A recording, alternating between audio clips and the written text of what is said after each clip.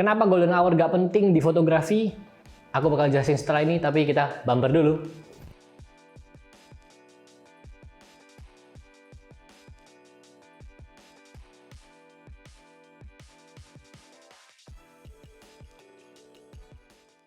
Jadi balik lagi channel Fotoku ID bersama aku Leo lagi, dan di konten kali ini aku bakal bahas tentang kenapa golden hour itu nggak penting. Karena ada waktu yang lain lagi yang juga sama bagusnya dengan golden hour, yaitu blue hour. Nah, di konten kali ini aku bakal bahas tentang apa itu blue hour dan gimana caranya kita bisa maksimalkan atau juga bisa menghasilkan foto-foto di blue hour ini.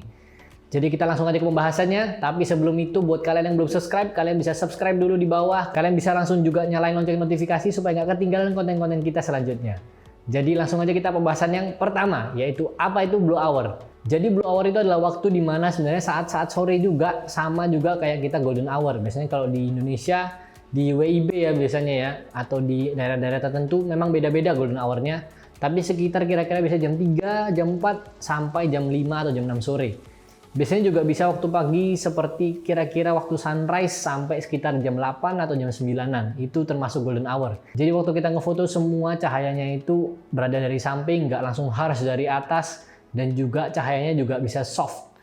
Warna-warna kuning, kayak bisa lihat foto-fotonya hasilnya kayak gini. Kalau itu misalnya di golden hour. Kenapa aku bilang nggak penting? Karena biasanya orang langsung selalu bilang, aduh harus foto golden hour. Aduh harus foto golden hour, kok nggak jelek nih hasil fotonya. Padahal enggak. Kita juga bisa foto di blue hour, yaitu saat-saat setelah golden hour itu tadi yang aku bilang. Jadi waktu di blue hour ini semua langit kita warnanya biru. Kalian mungkin nggak sadar kalau hasil-hasil foto waktu di blue hour ini bisa menghasilkan hasil yang bagus juga. Kalian bisa lihat hasil-hasilnya kayak gini.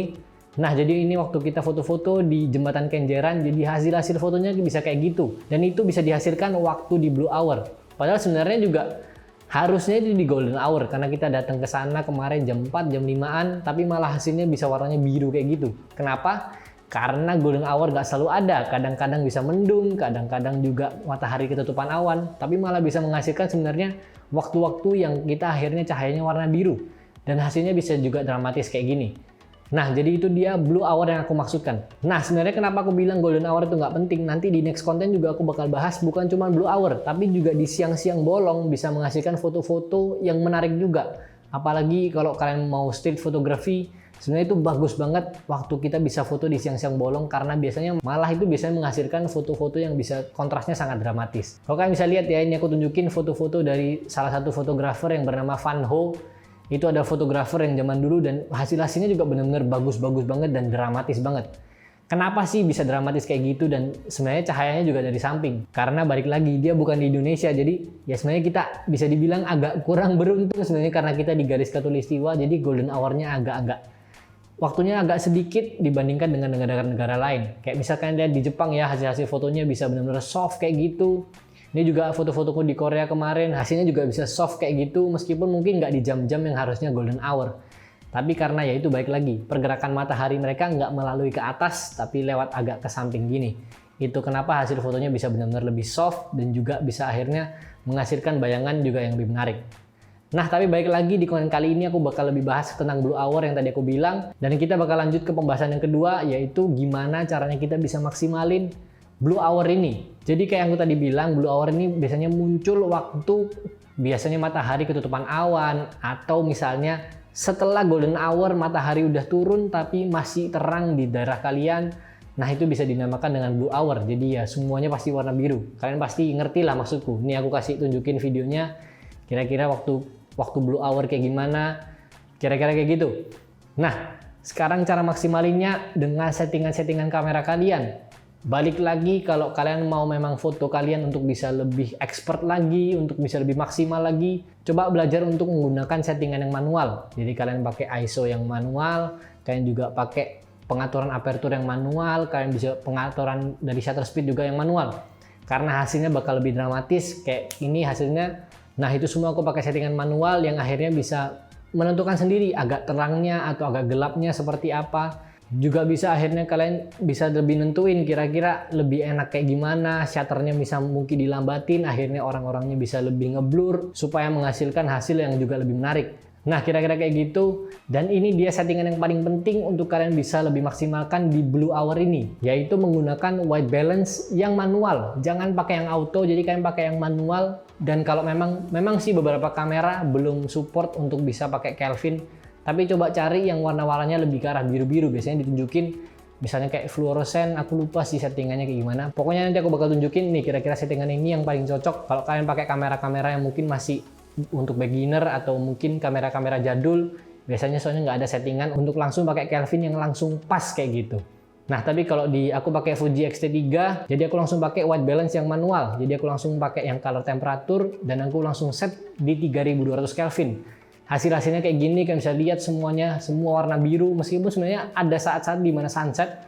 Tapi aku malah ngerasa sebenarnya lebih cocok waktu itu karena sunsetnya juga nggak terlalu kuning, warnanya juga agak-agak ungu-ungu, tapi juga jadi aku pikir untuk bikin warnanya lebih dramatis pakai warna biru. Jadi aku atur di 3200 Kelvin.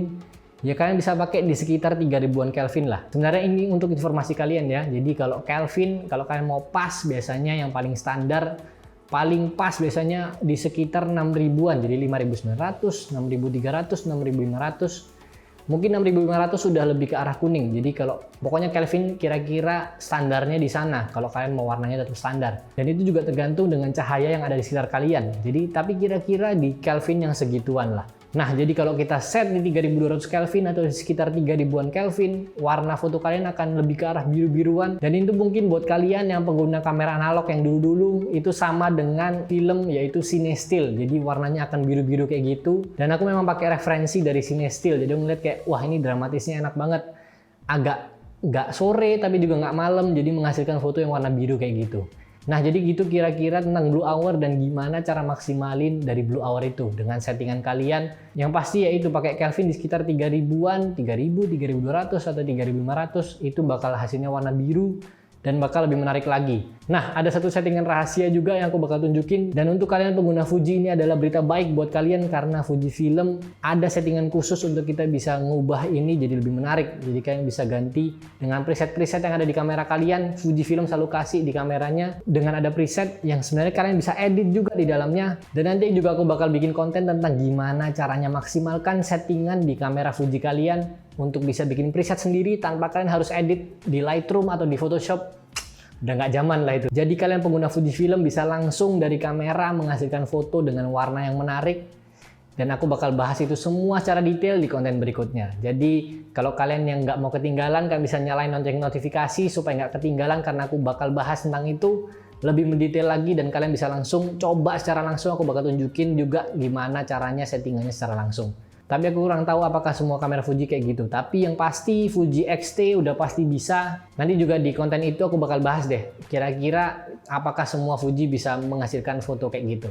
Aku juga pakai nanti di XM1 ku apakah bisa apa enggak. Karena XM1 udah keluaran 2013. Dan juga kita bisa cari tahu kira-kira kayak gimana. Tapi baik lagi ini dia kira-kira gimana caranya kalian pakai Blue Hour. Yang aku bilang tadi makanya kenapa Golden Hour nggak penting.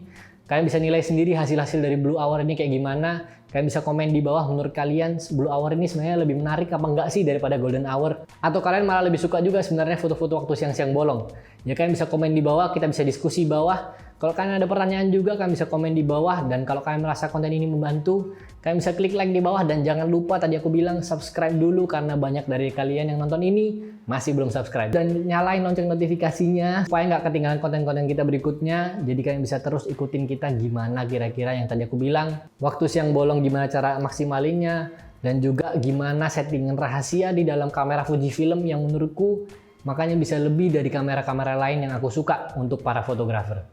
Oke, jadi itu dia penjelasan tentang Blue Hour. Semoga kalian terbantu. Saya Leo dan sampai jumpa di konten berikutnya.